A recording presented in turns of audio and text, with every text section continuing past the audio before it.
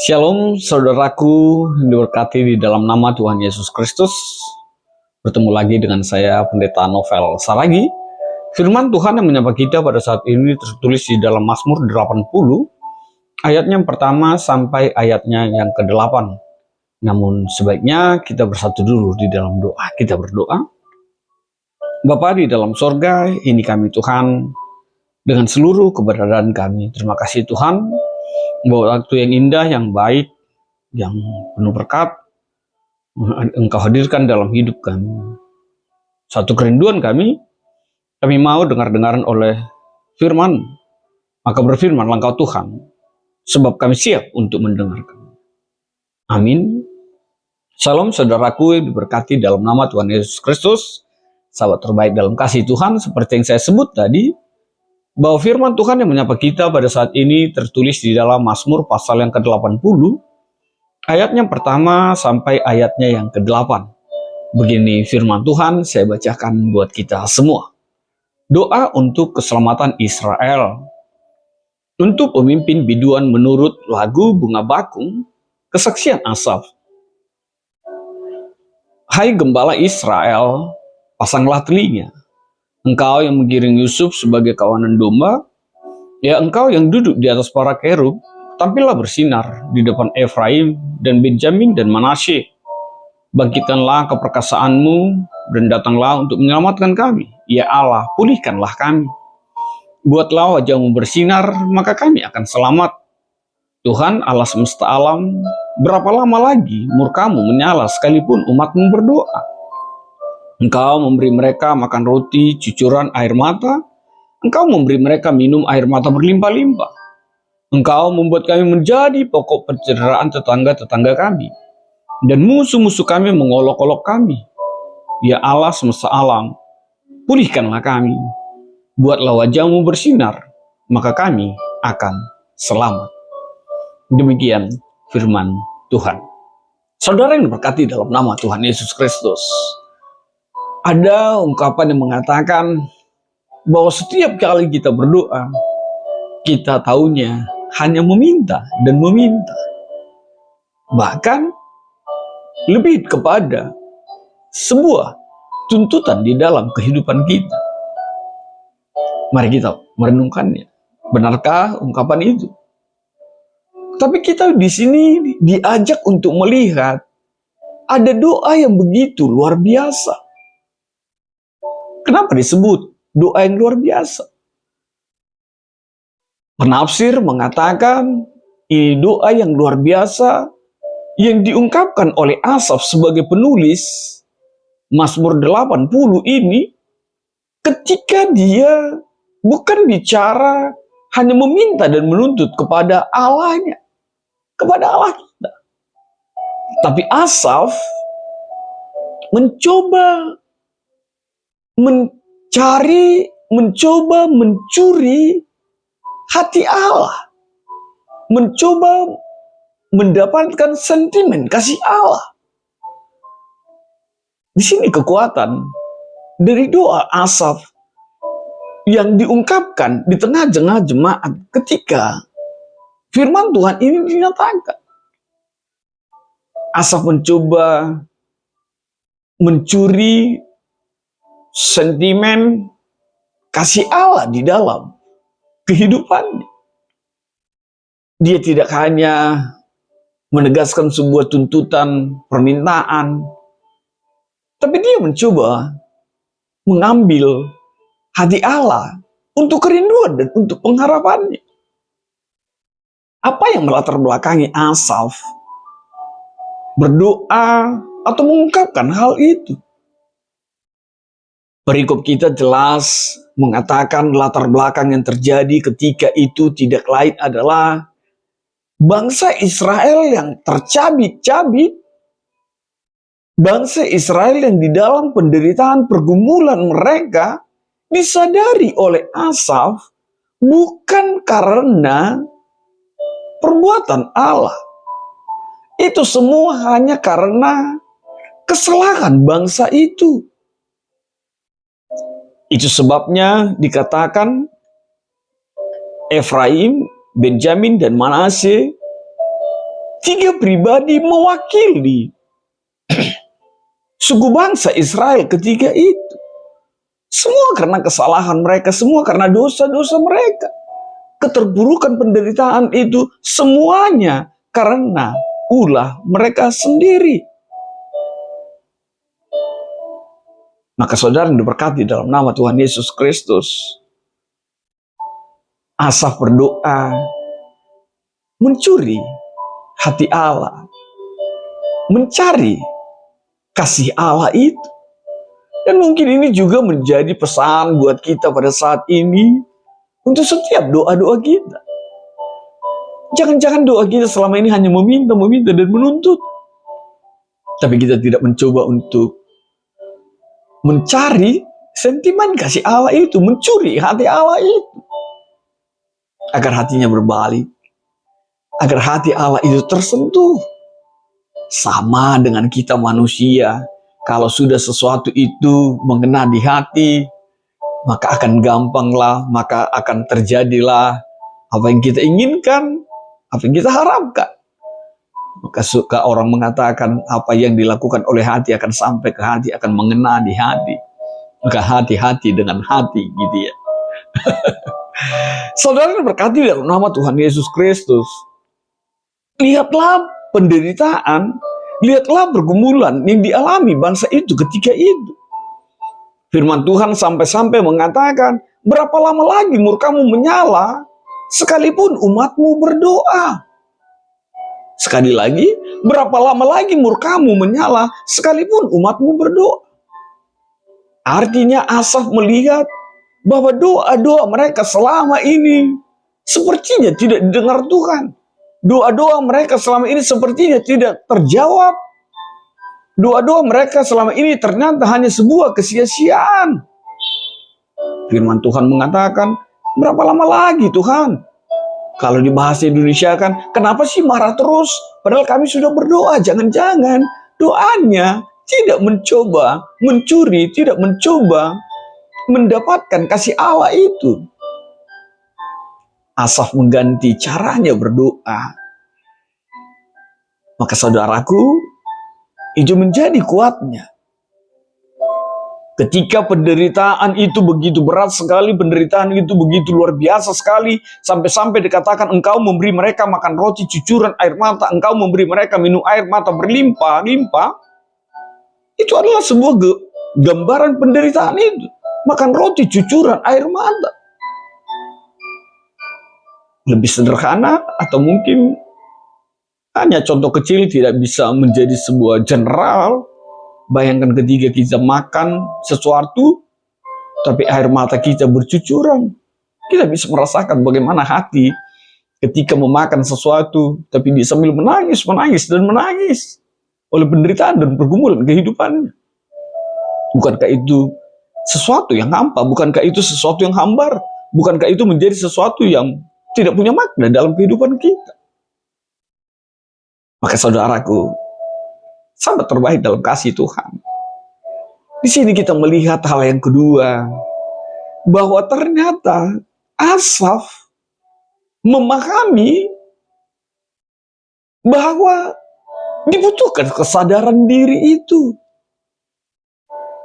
Asaf mengajak kita dan bangsa Israel ketika itu, sadar dirilah, kenallah dirimu, tandai hama'au. Ujilah aku, lihatlah aku, selidiki aku. Hanya kesadaran diri itulah yang memampukan kita untuk datang kepada Tuhan dengan seluruh keberadaan kehidupan kita. Maka Asaf mengenal siapa dirinya, mengenal siapa bangsa Israel itu di tengah-tengah kehidupan pembuangan, di tengah-tengah kehidupan penderitaan mereka. Itu sebabnya dia mengatakan bahwa kesadaran diri itu membuat sebuah pengenalan bahwa diri mereka tidak berarti apa-apa. Bahkan dikatakan, engkau membuat kami menjadi pokok percederaan tetangga-tetangga kami. Musuh-musuh kami mengolok-olok kami. Artinya apa? Mereka tidak punya arti, mereka tidak punya makna, mereka tidak dianggap. Oleh karena mereka menjadi bangsa yang terbuang, bangsa yang menderita. Oleh karena mereka dianggap tidak punya kekuatan, Allah mereka meninggalkan mereka. Maka milikilah kesadaran diri itu. Lalu apa yang ketiga? Firman Tuhan mengajak untuk setiap kita untuk memahami bahwa pemulihan itu, dipulihkan itu hanya ada di dalam kuat kuasa Tuhan Yesus.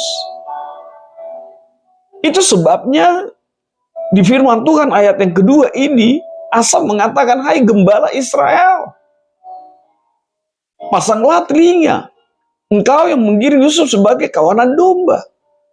Artinya apa? Sederhananya mari ingat, atau mari baca Mazmur 23 itu.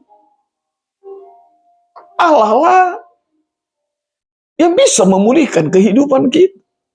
Allah lah yang bisa memulihkan kehidupan bangsa itu ketika itu.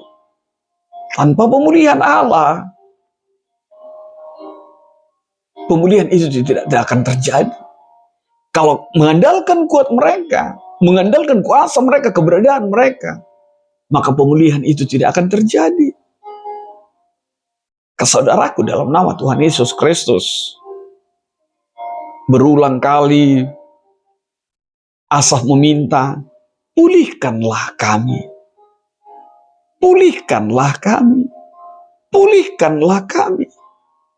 Bahkan sampai-sampai mengatakan, buatlah wajahmu bersinar, maka kami akan selamat. Maka saudaraku, dalam nama Tuhan Yesus Kristus, sahabat terbaikku dalam kasih Tuhan, engkau membutuhkan pemulihan saat ini. Pemulihan hatimu yang hancur, itu ada di dalam karya Tuhan Yesus. Dia bisa memulihkan. Pemulihan akan perekonomianmu yang carut marut. Pemulihan untuk keluargamu yang berantakan. Pemulihan untuk karakter suami atau pasanganmu yang tidak seperti apa yang engkau inginkan dan inginkan Tuhan. Percayalah, pemulihan itu ada di tangan Yesusmu. Dan bukankah itu yang menjadi kuat kita untuk memahami di minggu Advent yang pertama ini, bahwa pemulihan itu hanya ada di dalam diri Tuhan Yesus. Maka hanya Yesuslah yang menjadi alat, menjadi jembatan, menjadi pintu untuk memulihkan hubungan kita dengan Bapa kita di sorga. Itu sebabnya saudara yang diberkati dalam nama Tuhan, ketika firman Tuhan mengangkat tema pada saat ini, berjaga-jaga dalam menyambut kedatangan Kristus, menjadi sebuah refleksi dalam kehidupan kita. Apa yang kita lakukan untuk kedatangan pemulihan itu? Untuk kehadiran pemulihan di dalam kehidupan kita? Penjagaan apa yang kita lakukan? Kewaspadaan apa yang kita lakukan? Saudara yang diberkati dalam nama Tuhan, saya mengambil atau mendapatkan 5 hal bentuk kesiapan berjaga-jaga menyambut kedatangan Yesus yang kedua kali itu. Apa itu? Yang pertama sekali adalah kesiapan rohani. Kesiapan rohani dalam arti ada roh, ada hati yang selalu bertumbuh di dalam iman. Ada hati yang selalu terpaut dengan Tuhan melalui doa, meditasi, ataupun pemeliharaan hati, bahwa hatimu hanya dimiliki oleh Allahmu Yesusmu dalam hidup ini. Kesiapan yang kedua, kesiapan mental. Kesiapan ini dalam arti penyesuaian pola pikir kita agar sesuai dengan apa yang dipikirkan oleh Allah, dipikirkan oleh Tuhan Yesus. Dan itu kita terapkan di dalam setiap kehidupan kita. Yang ketiga, kesiapan emosional. Ini tidak lain adalah melibatkan kesiapan hati untuk menerima dan menghadapi kedatangan Yesus yang kedua kali di dalam kehidupan kita. Agar kita menjaga ketenangan batin kita, agar kita menjaga kestabilan emosi kita di tengah-tengah banyaknya tantangan pergumulan kehidupan ini. Yang keempat, kesiapan perilaku. Ini termasuk tindakan kepedulian, empati, kasihmu kepada sesama di dalam kehidupan kita. Dan itu adalah bagian dari berjaga-jaga menyambut kedatangan Tuhan. Yang terakhir, kesiapan antisipasi.